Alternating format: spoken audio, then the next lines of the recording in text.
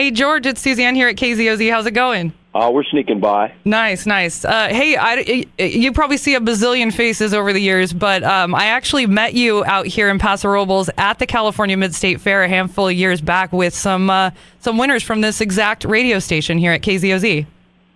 Well, it must have went well. You're still speaking to me. Yeah. I'm good. As a matter of fact, like when I work at the fair every year, I get these like ID badges so I can move around, move about the cabin. And you sign the back of it. So, like, I carry that with me every year at the California Mid-State Fair. Oh, yeah, I remember you now. But yeah, we were so stoked to meet you that day. And then, lo and behold, here you are all these years later coming back to rock the main stage with ZZ Top on the 25th. Well, as much as I try to duck these kind of things, I sit there and then the phone rings and I'll say, oh, yeah, Billy F. Gibbons. Billy F. Gibbons has a card printed up that says, Billy F. Gibbons, friend of Eric Clapton. So I'm going to get a card. I'm going to get a card printed up saying, George Thorogood, friend of Billy F. Gibbons. Nice. You can put my name on there, too. You're a friend of mine now. Well, we're happy to have you back. California Mid-State Fair, Grandstand Arena Stage, July 25th. It's George Thorogood. You bringing the Destroyers with you? Always. I sure hope so. Yeah, right. Hopefully they'll show up. They better show up. Can we talk about this a little bit? Get into the history, just in case someone hasn't caught up on the whole thing. Because with the Destroyers, I mean, this dates back to young George out in Delaware with a buddy from high school. Talk about that a little bit. And I think this guy's still with you to this day, correct? Yeah, we were both. He was actually a few years behind me.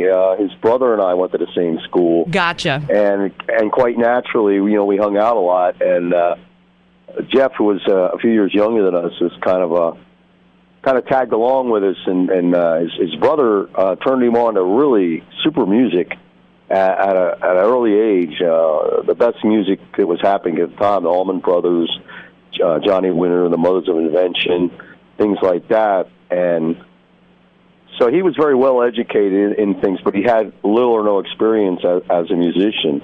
And I kind of had a few years ahead of him playing the guitar. So when I finally decided to have a band, we had jammed a couple times. And Jeff's knowledge of what I was doing or trying to do was right on, spot on. He knew exactly what I was doing and exactly what was needed. And I didn't have a drummer, but I needed one. I said, well, then you're going to be the drummer. and he was like, well, I don't play. And I said, well, you can learn. Figure it out. I can't teach you the education you've had as far as knowing what the good stuff is, what the right stuff is. Right. You can always go get someone to teach you to play the drums, but I can't teach you the attitude. I can't do what your brother already set up for you. Absolutely. You already know what the thing is. It's just going to take a little bit of time and experience for you to get this thing together, and it did. But we both had the right idea at the same time. I was just a few years ahead of him, so gotcha. He caught up quick. So then when you guys started the Delaware Destroyers, I mean, it's you and Jeff Simon, and you kind of obviously added some people along the way to really build out that band that you called the Delaware Destroyers. Now to this day we know as the Destroyers. Well, actually, it was we always were that, just the Destroyers, and we happened to be playing at a wedding reception of all things. And you take any gigs you can, when you're starting out. Of course, yeah. Anybody gives you, even if they give you a free sandwich and or a hamburger or something, you say, well, you got a band, So they hired us to do this, and there was a guy who was a friend of mine in high school, who was also a musician. He played a harmonica, and he kept announcing us on the stage as the Delaware Destroyers. And he was acting like, we were the Rolling Stones or something. It was really, the guy was great, and he kept saying it, just 15 minutes left, and the Delaware Destroyers will be right back, and it was pretty cool. He set it up pretty good. You got to have that hype man. Yeah, he believed it, because he played the same music I did, except for he played a harmonica, right, and I played the guitar. But it stuck, And then once we got rolling, we said, we can't fit all that on the marquee. It'd be great to have a name like ZZ Top or The Who, but they were taken. Right. So we ended up with what we got. Hey, I think it's a good name. George Thorogood and the Destroyers, and these guys are coming through. California Mid-State Fair, July 25th. ZZ Top going to be on stage that night as well. We are so pumped here on the Central Coast to welcome you guys back onto that stage. When we talk about like your history, I mean, you really, you started out in the 70s and your first record back in 77. So you really came up in like the era of the vinyl, and that kind of ties into something nowadays where, your recent thing where you are re-releasing some of your best stuff on vinyl right now. Well, everybody is. Yeah. We're not alone there. But we were the first ones to do that, or one of the very first who did that years ago. We put out a record called The Dirty Dozen. And one of the first people we gave that record to, that was back in 2009, and people were just starting to do that again, and we did it with Capitol. And one of the first people we gave that record to was Bob Dylan, nice. Of all people. Cool. Yeah, and he stood there and looked at it, and he turned it over, and he was dead on into it. Yeah, he didn't even listen to the music yet, and he was like, a real record. That's how he said it, a real record. Yeah, right. Haven't seen that in a while. Yeah, it was pretty cool, and that I don't say we were any kind of trailblazers, but we were one of the first to do that, and and then the kids buy it, and they say it's something so old it's new. Totally. Yeah, it's funny too. It sounds better on vinyl anyway, because vinyl is soft. Absolutely. And Neil Young said something interesting. He said he thought when people listen to CDs, they're easier to carry around, they're easier to make, but it's a metallic sound. And he said the metallic sound hits the bone just below your eardrum. So you're hearing that first. And it's a harsh sound. Mm-hmm. Your eardrum is soft, like vinyl is soft. So when it's on vinyl, you're hearing a gentler thing on your eardrum. Wow. Well, Neil's pretty hip about a lot of things. He might have something there. Yeah, no, that's a cool way to put it. I've actually never seen that quote, but that's a perfect way to explain it. I love that. Yeah. So just to plug it though, you did 3 Essential albums. They're out on vinyl now, and you went back to 82's Bad to the Bone. Mm-hmm. You got the 88 Born to Be Bad, and then you did this Greatest Hits 30 Years of Rock, and that was actually not on vinyl until now, right? Yeah, I like the albums now. I like them better than the CDs because, Suzanne, I'll tell you this, I like them because it's easier to sign autographs on it. I mean, I have a big name, yes. And I can never fit it on the CD. So when you have the albums, like, oh, God, great, plenty of room for the autograph. That's so funny because, harken back to that little tiny name badge that you signed for me. That was like really cramming it in there. So that's cool though. And then, from the 70s and you move through the 80s with, not missing a beat right into like the MTV era, which, I grew up on a lot of that stuff. And you look back at like the history of your videos and stuff. Do you have a favorite video that you did for MTV back in the day? I probably just like the first one we did because it was so new and it was an interesting concept. The time came on, it became like, well, before you even put the album out or made an album, they would say, well, what's the video? I go, right. Wait a minute. You could have a whole thing. Yeah, so the idea is to make a record and then say, hey, this song might make a good video. Mm-hmm. Well, the whole industry turned around, and it was like the video came first, and you had to write or create a song that was right for video. Well, that was kind of like putting the cart before the horse, right? To me. So MTV was in its infancy then. It was on 24 hours. Everybody was watching it. It was like people watched TV in 1952. Right. It was a new medium, so to speak. Absolutely. So the early ones, maybe like the first one, we did a song called Nobody But Me, and they hired a bunch of kids from a school like they have in the movie Fame, young kids who were learning to do things in entertainment. Cool. And it was done in London, and that was kind of special. And we were just starting out with EMI America. So, time went on, it was just like, I don't really want to do this anymore. It was, but I have to say this, I have to own up and say it this way. This band was very fortunate that we hit FM radio just as it was stopping. We had MTV in its infancy. We got in on that. Then we got in on the House of Blues chain. Then we got in on when classic rock started. So this is a band that was in the right place at the right time. Don't ask me how. We didn't plan it that way. Just sheer luck. Yes, it just something came along, and we had the right songs to fit, what was happening at the time. Absolutely. So that when I heard classic rock start, and I was, driving down the road one day, and I heard Bourbon, Scotch, and Beer on classic rock radio. So I said, okay, well, I'm on the radio, classic rock, big station, Los Angeles. I want to see what they have to say. So I parked the car, and after the song was over, the DJ came on and said, well, that was a block of Hendrix, Clapton, and Thorogood. I went, what? wait a minute. Hold the phone. Yeah. And that's when I started to think, holy smokes, George, you better start taking this thing a little more serious. Yeah. And I was just rolling along, just hoping to get a gig. Totally. Like any part of my life. And so when these things started to happen, I was just like, but I think the thing we fell into, classic rock radio, that was the one. That was that's kept us all going. Yeah, well, we're still here for you, man. Well, when was the last time people didn't hear "Rockin' Me Baby" by Steve Miller Band on the radio? Right. When was the last time you didn't hear it? If you told the world that you were never going to play Jumpin' Jack Flash anymore, there'd be a riot. Yeah. No, we cannot. The dude does not abide that. Exactly. So that's what it's all about, and there's nothing wrong with that. It's hey man, if someone wants to lump me in with Hendrix and Clapton, I'll take it. Right. And I mean these are dudes that you grew up listening to and idolizing and kind of coming up on, right? Well, of course, yeah. I mean, when you're you lumped in the people that I stood in line to see Hendrix play, and I stood in line to see Eric.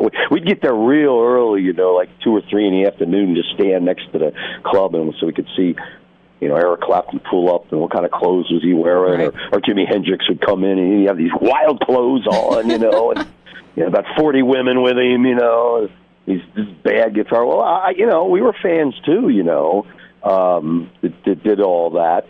So when I get into these places and I get to play with Steve Miller or get to play with Billy F. Gibbons, who's a friend of Eric Clapton, I got to kind of pinch myself, but at the same time say, well, make sure you get plenty of sleep. You got to do a great show, man. You're being lumped in with the big boys. Yeah, absolutely. So if you don't mind, I tossed it out. I was like, hey, if on our Facebook for our fans and our listeners and things like that, and our KZOZ family, and said, hey, if you were going to talk to George Thorogood, what would you ask? And I wanted to toss a couple of these out. And you mentioned bourbon, Scotch, beer, and Tammy just wanted to know if you had to choose, which would it be? You going to do one bourbon, one Scotch, or one beer?